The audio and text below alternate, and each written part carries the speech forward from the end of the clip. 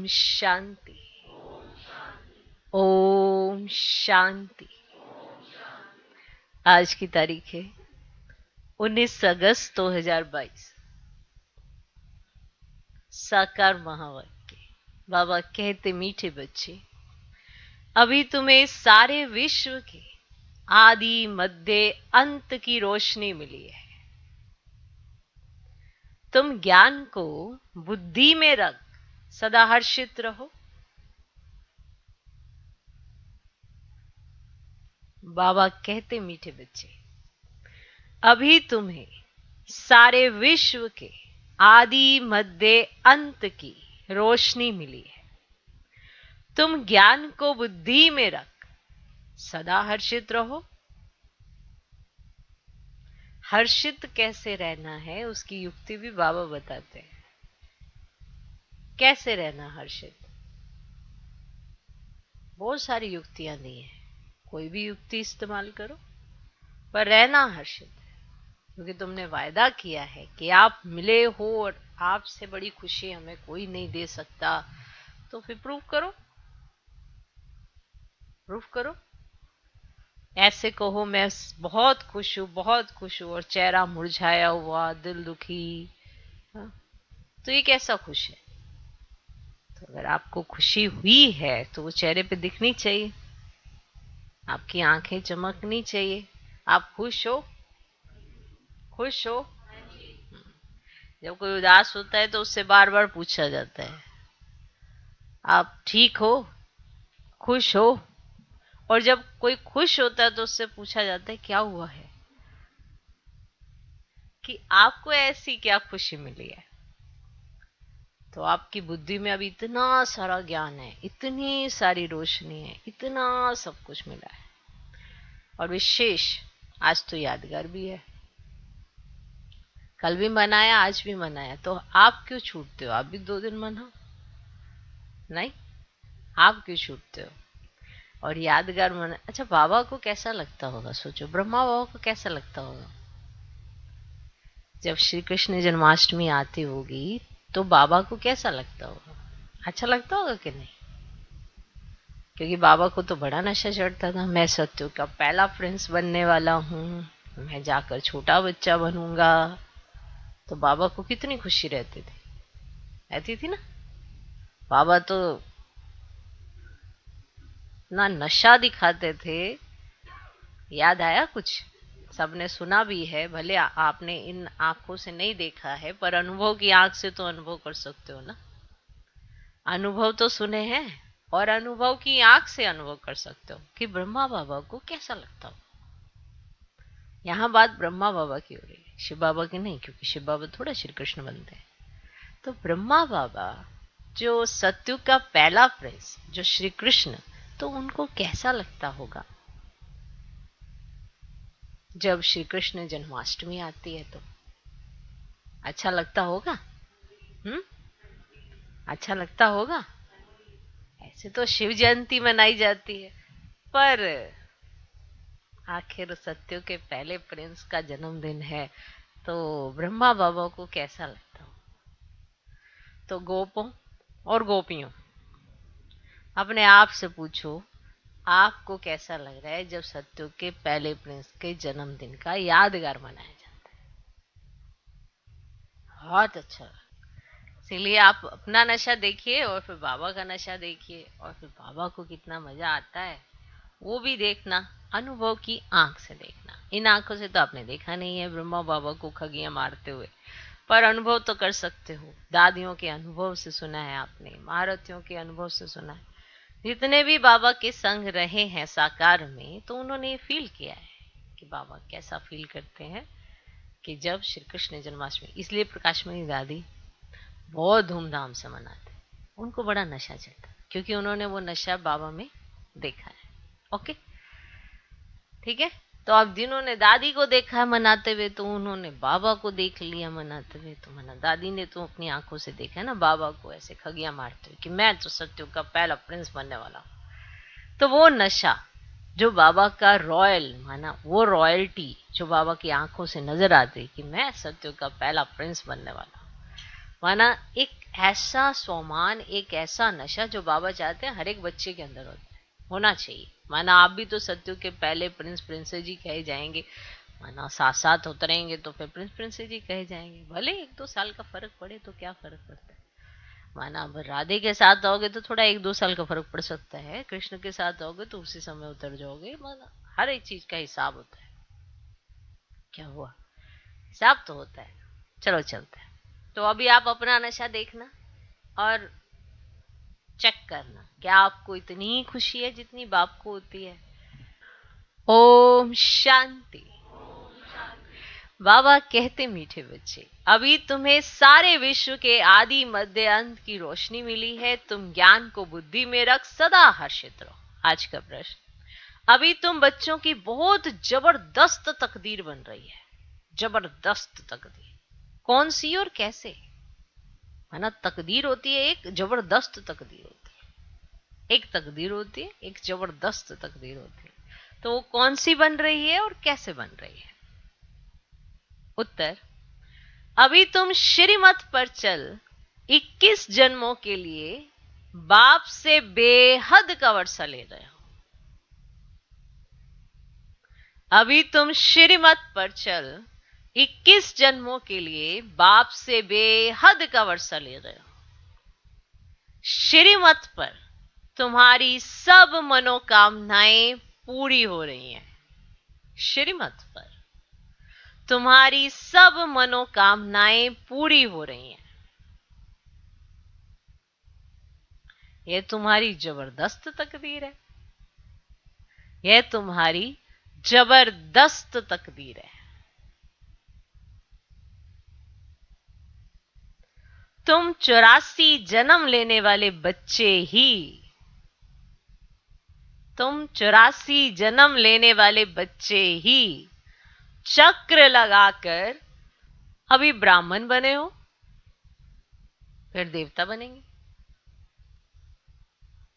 तुम 84 जन्म लेने वाले बच्चे ही चक्र लगाकर अभी ब्राह्मण बने हो, फिर देवता बनेंगे। ऊंची तकदीर तब बनती है, ऊंची तकदीर तब बनती है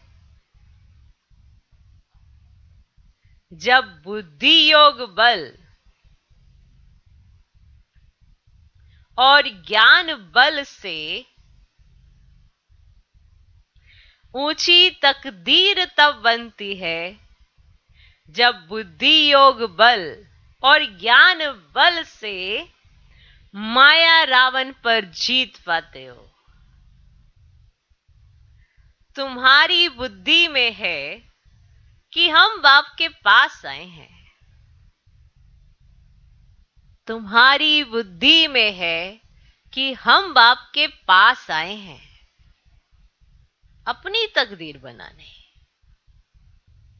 अर्थात लक्ष्मी नारायण पद पाने। तो अभी तुम बच्चों की बहुत जबरदस्त तकदीर बन रही है। कौन सी और कैसे? उत्तर, अभी तुम श्रीमत पर चल 21 जन्मों के लिए बाप से बेहद का वर्षा ले रहे हो। श्रीमत पर तुम्हारी सब मनोकामनाएं पूरी हो रही हैं। ये तुम्हारी जबरदस्त तकदीर है। तुम 84 जन्म लेने वाले बच्चे ही चक्कर लगाकर अभी ब्राह्मण बने हो, फिर देवता बनेंगे। ऊंची तकदीर तब बनती है जब बुद्धि योग बल और ज्ञान बल से माया रावण पर जीत पाते हो। तुम्हारी बुद्धि में है कि हम बाप के पास आए हैं अपनी तकदीर बनाने, अर्थात लक्ष्मी नारायण पद पाने। आज का गीत है, तकदीर जगा कर आई हूं। ओम शांति। ये भगवान की पाठशाला है। यहां है ही भगवानुवाच बच्चों के प्रति। गीत की पहली लाइन है, तकदीर जगा कर आई हूं। इस ईश्वरीय पाठशाला व बेहद बाप की पाठशाला में भगवान तो एक को ही कहा जाता है। भगवान अनेक नहीं होते हैं। सभी आत्माओं का बाप एक है। अब एक बाप और अनेक बच्चों का यह है संगठन व मेला। ज्ञान सागर और ज्ञान नदियां, पानी के सागर को ज्ञान सागर नहीं कहेंगे। ज्ञान सागर से ये ज्ञान नदियां निकलती हैं, उनका यह मेला है, और वह है भक्ति, यह है ज्ञान। तो ज्ञान को कहा जाता है ब्रह्मा का दिन, सत्युग त्रेता, और भक्ति है रात, द्वापर कलयुग। सत्युग त्रेता में है सदगति, सुखधाम में जाना होता है। सदगति तो एक बाप ही करेंगे, और वह है सदगति दाता। तुम्हारी अब सदगति हो रही है, अर्थात पति से पावन बन रहे हो, राजयोग सीख तमो प्रधान से सतो प्रधान बन रहे हो। सतो प्रधान बनेंगे तब ही स्वर्ग में जाएंगे। फिर सतो प्रधान से तमो प्रधान में तुम कैसे आते हो, ये चक्र है ना। भारत स्वर्ग था, उसमें लक्ष्मी नारायण का राज्य था, अभी तक भी मंदिर आदि बनाते रहते हैं। सत्युग में ये थे जरूर, अभी तो कलयुग है ना। ये सत्युग में यथा महाराजा महारानी तथा प्रजा पावन थे, सबके सब पावन थे। लक्ष्मी नारायण को महाराजा महारानी कहा जाता है, और बचपन में वह महाराजकुमार श्री कृष्ण और महाराजकुमारी राधे थी। ठीक है, आज क्या है? आज कहते हैं कृष्ण जन्माष्टमी है। बाबा ने कहा तो आज ही है। आज कहते हैं कृष्ण जन्माष्टमी है। अब अष्टमी क्यों कहा है? शास्त्रों का भी जो सार है वह तुमको समझाया जाता है, चित्रों में भी दिखाते हैं। विष्णु की नाभि से ब्रह्मा निकला, ऐसे नहीं विष्णु बैठ ब्रह्मा द्वारा शास्त्रों का सार समझाते हैं, नहीं। परम पिता परमात्मा शिव परम धाम से आकर ब्रह्मा तन का आधार ले तुमको ये राज समझाते हैं। समझा? परम पिता परमात्मा शिव परम धाम से आकर ब्रह्मा तन का आधार ले तुमको ये राज समझाते हैं। मनुष्य इतनी मेहनत करते, भक्ति करते हैं, मिलता कुछ भी नहीं है। इसीलिए भगवान कहते हैं जब भक्ति पूरी होती है तब फिर मैं आता हूं, क्योंकि तुम्हारी पूरी दुर्गति हो जाती है। सत्युग त्रेता में तुम अपना राज्य भाग्य पाते हो, सूर्यवंशी चंद्रवंशी, फिर तुम गिरते जाते हो। अब ये सब बुद्धि में याद रखना है। कहां रखना है? बुद्धि में याद रखना है। तुम बच्चों को अब सारे विश्व के आदि मध्य अंत की रोशनी मिली है, और कोई की बुद्धि में ये रोशनी नहीं है। तुम जानते हो सबसे ऊपर है शिव बाबा, जानते हो? पीछे सूक्ष्म वतन में ब्रह्मा विष्णु शंकर, स्थूल वतन में है वह मनुष्य सृष्टि, और मनुष्य सृष्टि में भी पहले पहले जगत अम्बा जगत पिता नाम गाया हुआ है। सूक्ष्म वतन में सिर्फ ब्रह्मा ही दिखाते हैं, उनको कहेंगे ब्रह्मा देवताए नमः और विष्णु देवताए नमः। यहां जो ये ब्रह्मा सरस्वती है, ये कौन है? ये कौन है? यहां जो ये ब्रह्मा सरस्वती है, ये कौन है? ब्रह्मा की तो बहुत महिमा है, और ब्रह्मा की बेटी तो तुम भी हो। प्रजापिता तो जरूर यहां होगा, सूक्ष्म वतन में तो नहीं होगा। बाप को प्रजापिता द्वारा ही ज्ञान देना है। विष्णु को व शंकर को ज्ञान सागर नहीं कहा जाता है, बाप को तो श्री श्री कहा जाता है, और वह है श्रेष्ठ ते श्रेष्ठ, ऊंच ते ऊंच भगवान। वे फिर रचना रचते हैं श्री राधे श्री कृष्ण। वे स्वयंवर बाद बनते हैं महाराजा श्री नारायण और महारानी श्री लक्ष्मी, और सत्युग में उन्हों का राज्य चलता है। त्रेता में है राम सीता का राज्य। तो स्वर्ग सत्युग को कहा जाता है। फिर 2 कला कम हो जाती है, और 16 कला से 14 कला में आ गए। फिर द्वापर से भक्ति मार्ग शुरू होता है। अभी बाप कहते हैं तुम बच्चों को मैं सदगति में ले जाता हूं। ठीक है, कहां ले जाता हूं? माना वहां जो भी करेंगे वो सही है। यहां जैसे जो भी करते ना उल्टा ही हो जाता है। व्यक्ति सोचता कुछ और है, हो कुछ और ही जाता है। क्यों? क्योंकि जो गति है ना, माने जो श्रीमत है वो तो मिल नहीं रही होती। जब श्रीमत मिलेगी तो हर चीज उल्टी होने लगेगी। अगर श्रीमत के विपरीत करोगे तो हर चीज उल्टी होने लगेगी। तो इसीलिए हमें सदगति मिल जाती है तो वहां पे सब उल्टा सुलटा है। तो भारत पावन था, फिर पतित किसने बनाया? रावण ने। इसीलिए मुझे ही कल्प कल्पाना पड़ता है, पतितों को आकर पावन बनाना पड़ता है।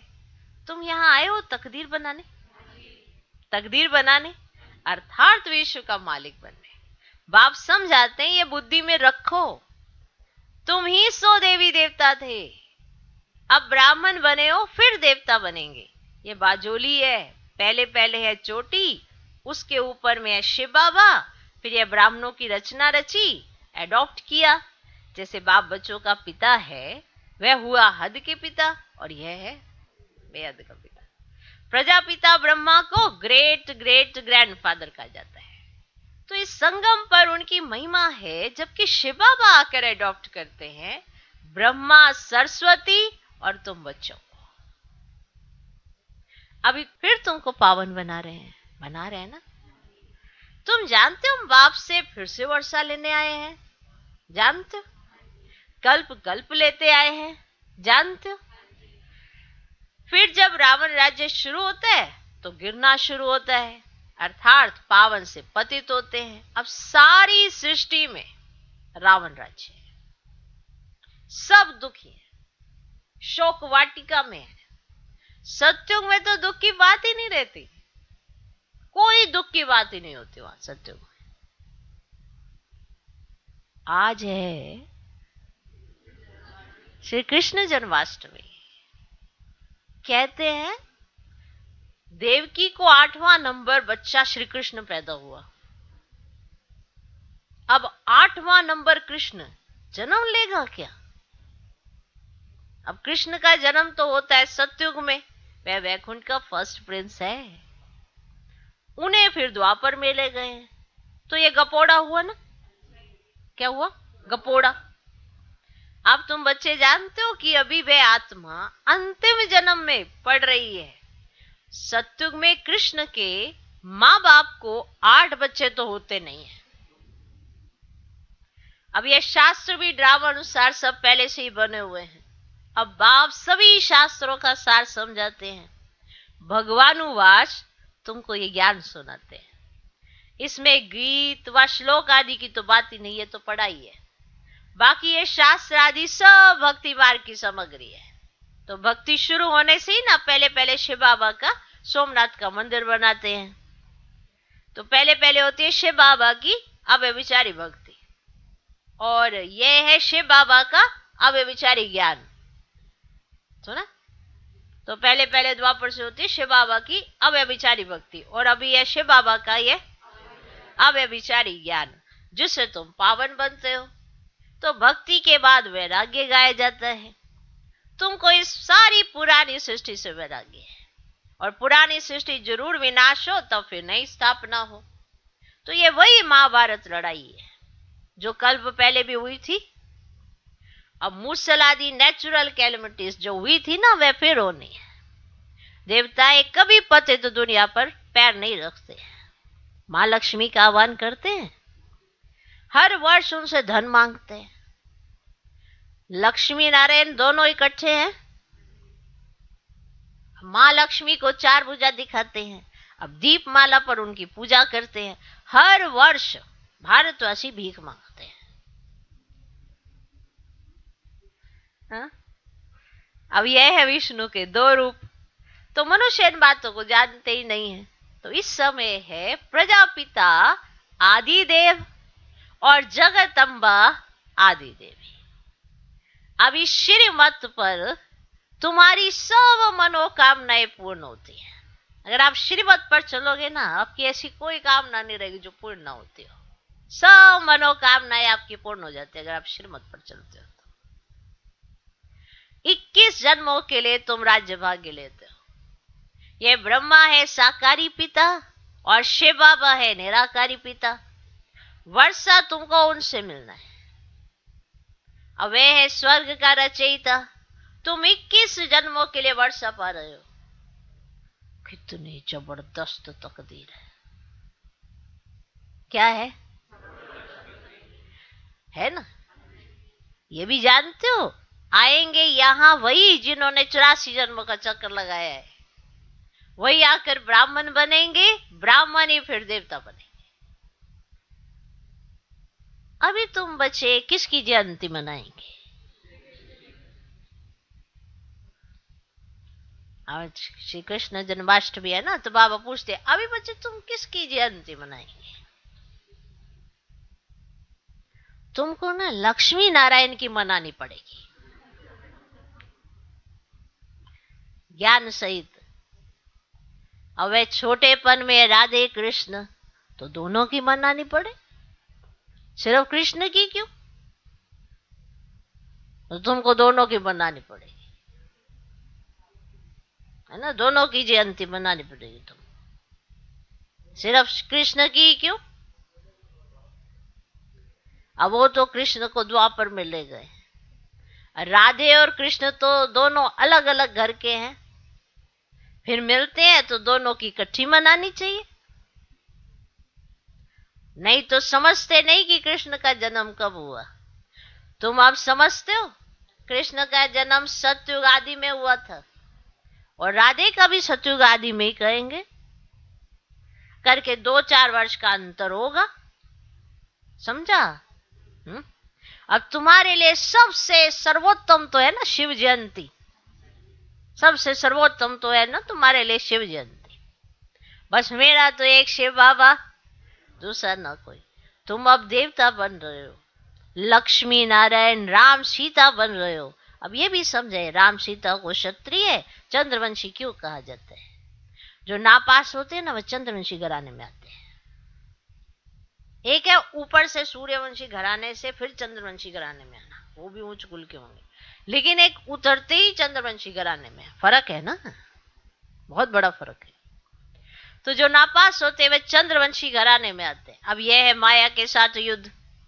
रावण पर विजय प्राप्त करते हो इस युद्ध के मैदान में, बाकी पांडवों कौरवों की लड़ाई तो है ही नहीं। तुमको माया पर जीत पानी है। बाप आत्माओं को कहते मामेकम याद करो तो तुम्हारे विक्रम विनाश होंगे और माया पर जीत हो जाएगी। बुद्धि योग बल और ज्ञान बल से माया पर विजय प्राप्त करनी है, और भारत का प्राचीन योग बल मशहूर है। जैसे तुम रावण पर जीत पाकर राज्य लेते हो, तो बड़े ते बड़ी तकदीर है ना, है ना? तो मुख्य बात है वेद के बाप को और 21 जन्म सदा सुख के वर्ष को याद करना है। सेकंड में स्वर्ग की बादशाही। जब तक बाप की पहचान बुद्धि में नहीं बैठी है तब तक समझ नहीं सकेंगे। गांधी भी गीता सुनाते थे और फिर गाते थे पतित पावन सीताराम। अब गीता तो भगवान ने गाई। अगर गीता का भगवान कृष्ण था तो फिर राम सीता को क्यों याद करते थे? माना हाथ में गीता तो श्री कृष्ण को याद करना चाहिए, पर पतित पावन सीताराम, फिर ये सीताराम को क्यों याद किया जाए? बात तो है, हाथ में गीता तो श्री कृष्ण को याद करना चाहिए, पर जब बोलते हैं तो पतित पावन सीताराम। अब गीता तो भगवान ने गाई। अगर गीता का भगवान कृष्ण था तो फिर राम सीता को क्यों याद करते थे? वास्तव में ना सीताएं तुम हो। कौन हो? हाँ, निराकार भगवान तुम्हारा राम है, और तुम सब कौन हो? सीताएं। वो वाली त्रेता वाली सीता बनना है ना? ना, उस पर तो सीधा ही ना है। अब इस समय रावण की जेल में जो है ना वो सीता है, और निराकार राम आया है छुड़ाने के लिए। तो वास्तव में सीताएं तुम हो और राम है निराकार भगवान। सभी भक्त पुकारते हे राम, हे भगवान, आप आकर हमको सीताओं को पावन बनाओ। फिर रघुपति राघव राजा राम कह देते हैं। सुनी सुनाई बात को पकड़ लिया। फिर गंगा को पतित पावनी क्यों कहते हैं? और भक्ति मार्ग में बहुत वहां जाते हैं, वर्ष वर्ष मेला लगता है, वहां जाकर बैठते हैं, और तुम बैठे हो ज्ञान सागर के पास। वे फिर पानी में जाकर स्नान करके आते हैं, पावन तो बनते नहीं, पतित ही बनते आए हैं। और तुम तो अभी ज्ञान मार्ग में हो, तुम अभी वहां नहीं जाएंगे। मैं तो जाऊंगा, तुम वहां नहीं जाएंगे। सच्चा सच्चा संगम यह है, जबकि आत्माएं परमात्मा अलग रहे बहुकाल। परम पिता परमात्मा से बहुत समय से कौन बिछुड़ते हैं? वही जो पहले पहले सतयुग में थे, तो जरूर उनसे भी पहले भगवान मिलेंगे ना। जो पहले पहले बिछड़े उनसे ही तो पहले भगवान मिलेंगे, पहले वही आएंगे। यहां जरूर पढ़ना पड़े। जो स्कूल में ही नहीं आएंगे तो वह क्या सुनेंगे? जो स्कूल में आएगा वो तो सुनेगा ना कि बाबा ने क्या कहा। तो जो स्कूल में ही नहीं आएंगे वो क्या सुनेंगे? गुए गुए पॉइंट्स कैसे समझेंगे? कोई कहते हैं फुर्सत नहीं, तो बाप कहते हैं यह है सच्ची कमाई और वह है झूठी। तुम तो पदमपति बनते हो, बाकी इस समय यह जो झूठी साहूकारी है, बाकी सब तो झूठी साहूकारी है। बल्कि कितने भी लखपति हो, करोड़पति हो, अरबपति हो, कुछ भी हो, गवर्नमेंट भी उनसे कर्जा लेती है, परंतु है तो सब झूठी माया, झूठी काया और झूठा सब संसार। तो बाप बैठ समझाते, बच्चे तुमको कितना साहूकार बनाता हूं। क्या बनाता हूं? साहूकार बनाता हूं। अभी रावण ने तुमको कितना दुखी बना दिया है, अब उन पर जीत पानी है, लड़ाई की तो कोई बात ही नहीं है। तो लड़ाई से विश्व का मालिक नहीं बन सकते, तुम योग बल से विश्व का मालिक बनते हो। अब योग सिखलाते हैं बाप, इनकी आत्मा भी सीखती है। अब आप इनमें प्रवेश हो, तुमको ज्ञान सुनाते हैं, तो कहते हैं मैं तो जन्म मरण रहित हूं। तो बाप बेअद का बाप है, तो बेअद का राज समझाते हैं कि तुमसे माया ने क्या क्या करवाया है। तुम 5 भूतों के वश हो गए हो। क्या हाल हो गया तुम्हारा? 5 भूतों के वश हो गए हो, और क्या हाल हो गया? तुम कितने धनवान थे, भक्ति मार्ग में फालतू खर्चा करते करते अब तुम्हारी क्या हालत हो गई है। अब भक्ति के बाद भगवान आकर स्वर्ग की बादशाही देते हैं, इसलिए सदगति करने बाप को ही आना पड़ता है। अच्छा, मीठे मीठे सिके लदे बच्चों प्रति मात पिता बाप दादा का याद प्यार और गुड मॉर्निंग। रूहानी बाप की रूहानी बच्चों को नमस्ते। हम रूहानी बच्चों की भी रूहानी बाप को नमस्ते नमस्ते नमस्ते। Good morning good morning good morning. धारणा के लिए मुख्य सार, पहला पॉइंट, पद्मा पदम पति बनने के लिए सच्ची कमाई करनी है। पद्मा पदम पति बनने के लिए सच्ची कमाई करनी है। पढ़ाई में समय का बहाना नहीं देना है। पढ़ाई में समय का बहाना नहीं देना है। ऐसे नहीं पढ़ाई के लिए फुर्सत नहीं, रोज पढ़ना जरूर है, रोज पढ़ना जरूर है। पद्मा पदम पति बनने के लिए सच्ची कमाई करनी है। पढ़ाई में समय का बहाना नहीं देना है। ऐसे नहीं पढ़ाई के लिए फुर्सत नहीं, रोज पढ़ना जरूर है। दूसरा पॉइंट, जिसको शौक होता है पढ़ने का वो रोज पढ़ता है, और जिसको बाबा के माँ वाक्यों से प्यार हो गया वो रह ही नहीं सकता, और बिना इन माँ वाक्यों के वो तो पानी भी नहीं पी सकता। कहीं कहते टाइम नहीं मिला, फुर्सत नहीं मिली, सांस कैसे ले ली? बिना महावाक्य पढ़े सुने आगे कैसे बढ़ गए? हमारी तो जिंदगी नहीं शुरू होती। तो इसीलिए ये बहुत ज्यादा जरूरी है, पढ़ना रोज जरूर है। दूसरा पॉइंट, एक बाप की अव्यभिचारी याद में रहे, एक बाप की अव्यभिचारी याद में रहे। आत्मा को सतो प्रधान बनाना है। एक बाप की अव्यभिचारी याद में रहे, आत्मा को सतो प्रधान बनाना है। मेरा तो एक शिव बाबा, दूसरा ना कोई। मेरा तो एक शिव बाबा, दूसरा ना कोई। यही पाठ पक्का करना है। एक बाप की अव्यभिचारी याद में रहे, आत्मा को सतो प्रधान बनाना है। मेरा तो एक शिव बाबा, दूसरा ना कोई। यही पाठ पक्का करना है। आज का वरदान, सदा एक बाप के स्नेह में समाये हुए सदा एक बाप के स्नेह में समाये हुए, सर्व प्राप्तियों में संपन्न और संतुष्ट भव। सदा एक बाप के स्नेह में समाये हुए, सर्व प्राप्तियों में संपन्न और संतुष्ट भव। जो बच्चे सदा एक बाप के स्नेह में समाये हुए हैं, बाप उनसे जुदा नहीं और वे बाप से जुदा नहीं। जो एक बाप के स्नेह में समाये हुए हैं, बाप उनसे जुदा नहीं और वे बाप से जुदा नहीं। हर समय बाप के स्नेह के रिटर्न में सर्व प्राप्तियों से संपन्न और संतुष्ट रहते हैं। इसीलिए उन्हें और किसी भी प्रकार का सहारा आकर्षित नहीं कर सकता, क्योंकि पहले से वो संतुष्ट हैं, पहले से ही संपन्न है, भरपूर हैं। तो इसलिए किसी भी प्रकार का सहारा उन्हें आकर्षित नहीं कर सकता।